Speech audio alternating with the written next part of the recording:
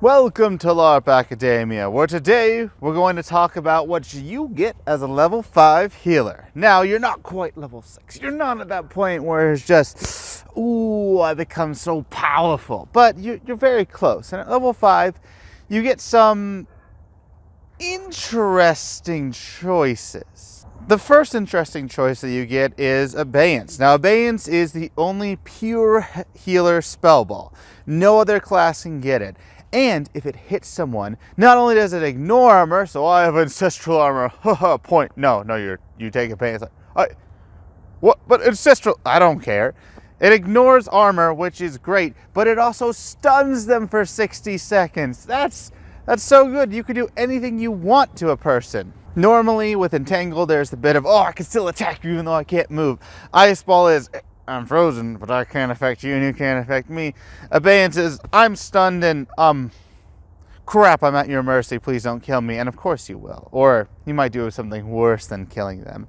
It's up to you to figure out what is worse, which is a fun choice for you to have. Especially as a healer, you don't get that choice of, how do I want to mess with you enough, since of course you're supporting your team. There is a problem though. See, let's imagine that I had a sword in this hand. If Abeyance comes at me, pop, I'm unaffected and I keep going. If I have a shield and Abeyance hits the shield, I'm fine. You're probably wondering, wait, what? And that's because Abeyance is not engulfing. If it hits a piece of them, that doesn't mean that they're stunned. They can still block with shields and swords, and that really takes away the power of this. You thought that ignoring armor, a spell ball, and stun for 60 seconds is too good to be true? Well, it kind of is, because that negative of being able to block the spell ball and then having it be completely nullified without any effect whatsoever just makes it so that many healers don't take Abeyance due to this. They'd prefer to just have Ice Ball in order to freeze someone and move on, and Abeyance is just, you block it and it's nullified, which kind of sucks. It still is powerful, but it's an interesting choice for you to have. Now, something that is sort of innately powerful, like Abeyance, which is why Abeyance was so highly ranked, because it's just so good if you can pull it off. Ambulant, it's a strange one.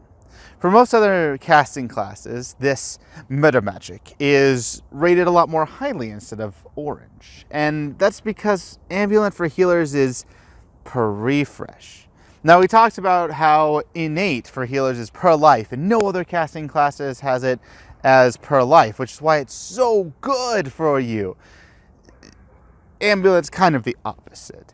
It's where it should be good for you. It's really good for most casting classes. I mean, imagine being able to start the heal spell while walking. Imagine being able to start a hold person while running away. Anything else, Ambulant is great. But the problem is, it's per refresh and not per life. So it's just not, it's not worth it 90% of the time. It really isn't. And for a lot of the spells, yeah, Ambulant heal would be cool, but you know what's even cooler? Get up to me while I start saying the heal spell, and then I'll finish it when you get up to me. Or all I need to in a pinch, and Swift while that I'm healed thee. Ambulant's not the best for healer, and the fact that it's per refresh makes it so that it's rarely taken. If it is, healers have a very specific purpose that they're trying to use it for, and we'll go into that a little bit later. But Ambulant, it's not great. The per refresh really kills it for you as a healer. And that's what they had to do in order to balance how good innate is for you. I'm sorry. That's just how it is. You do have another option though for enchanting at 5th level. You would probably like the idea of blessing against harm, where it's, what are you resistant to? Yes.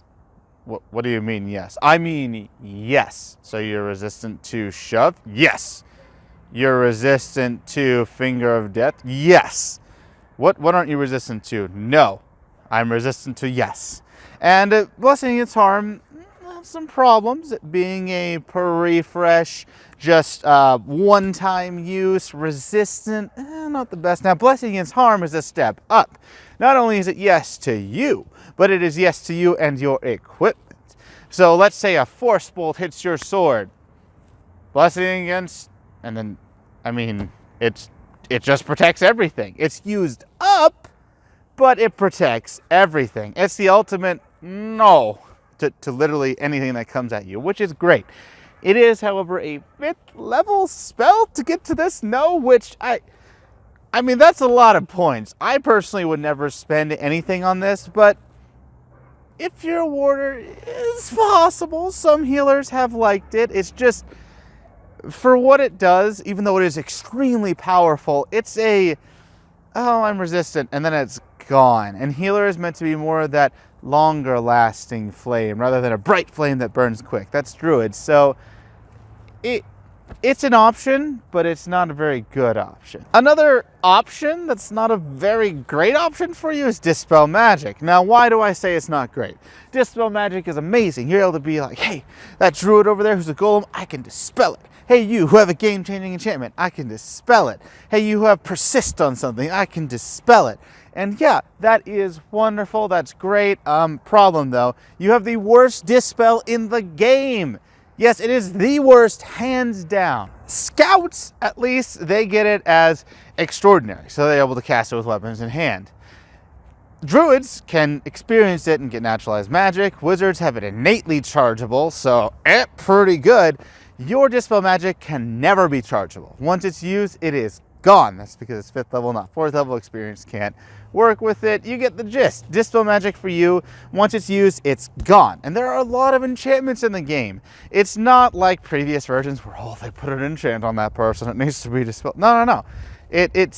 Once it's used, it's gone. It's not like it's going to come back. It's not like it's super powerful.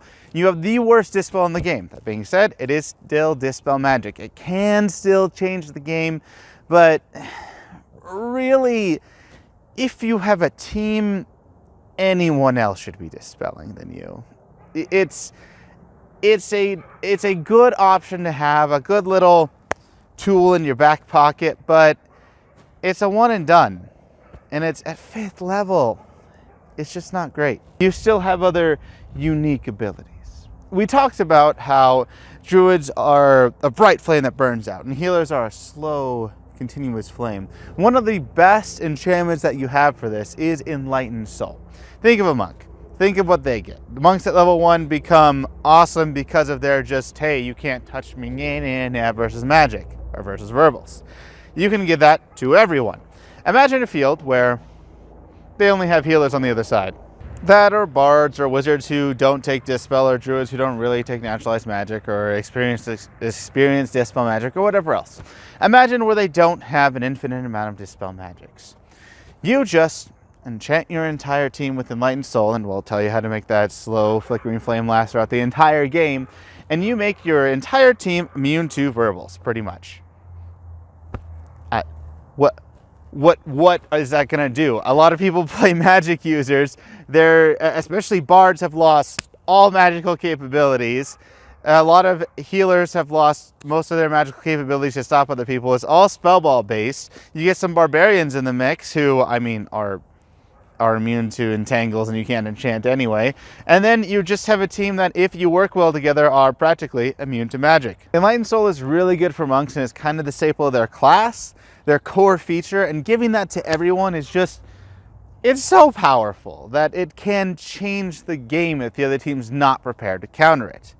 Now, a more fun spell for you is, well, we showed a little bit of preacherness when we talked about greater healing. You have, well, grace of the divine. That's right, you don't get to stop being a preacher with just one spell. No, you get to be a preacher with Greater Resurrect. Greater Resurrect, it kind of does the same thing that Greater Heal does. It ignores the cursed state. Who cares? But it also makes it so that enchantments stay even if they're not persistent. So if you have someone who says, oh man, I have this really good one, Void Touch, and that stingy wizard doesn't have another one, didn't persist, or doesn't want to give it to me, you can say, come here, my friend, come here.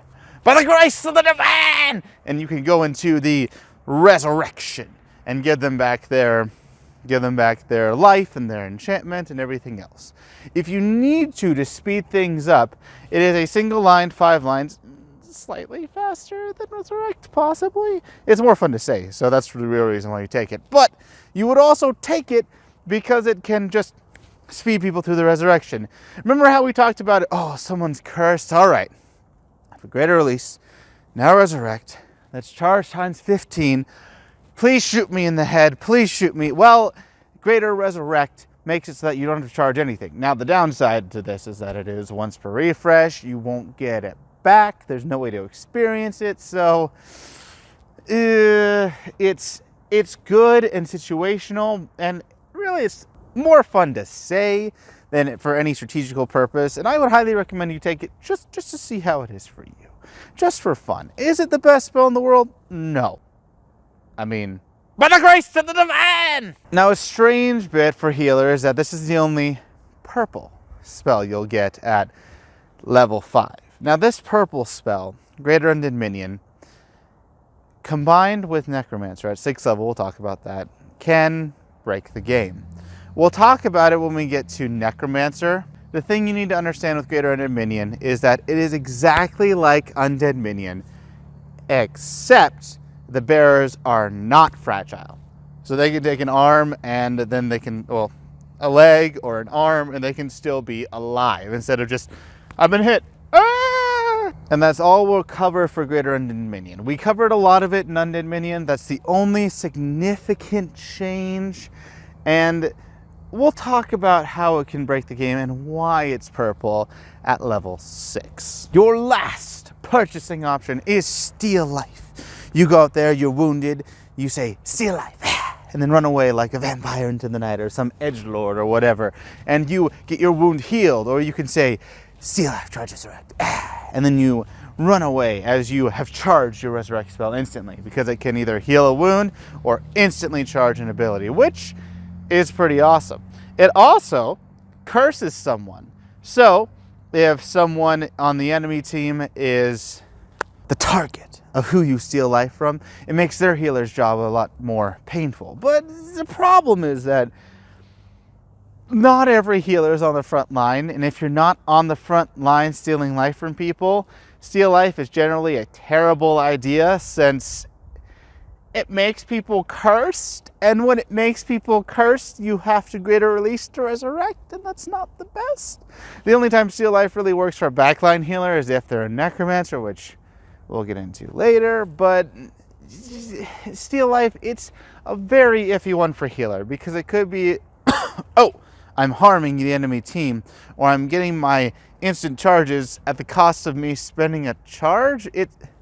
It's an odd spell that, while it itself is very good, it being good for your playstyle is questionable. That is what you get for a level 5 healer. I know, nothing too impressive, but we'll get into why Greater Undead Minion's purple. We'll get into why this whole thing is about healers having slow flickering flames that last throughout the entire time at level 6. Level 6 will really round out your healer and make it so that your healer is definitely the most powerful class in the game when you have a team to actually support. Now, I'd love to hear from you. What is your favorite flavor choice? What do you like about level 5? What is your preferred spell?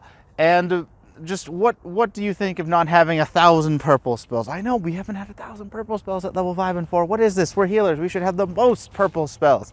And don't worry, you'll have some extremely powerful options come level 6. Don't forget to like, subscribe, and ring that notification bell so that you can stay alerted and be ready to hear about what you get as a level 6 healer next week. Until next time, keep larping.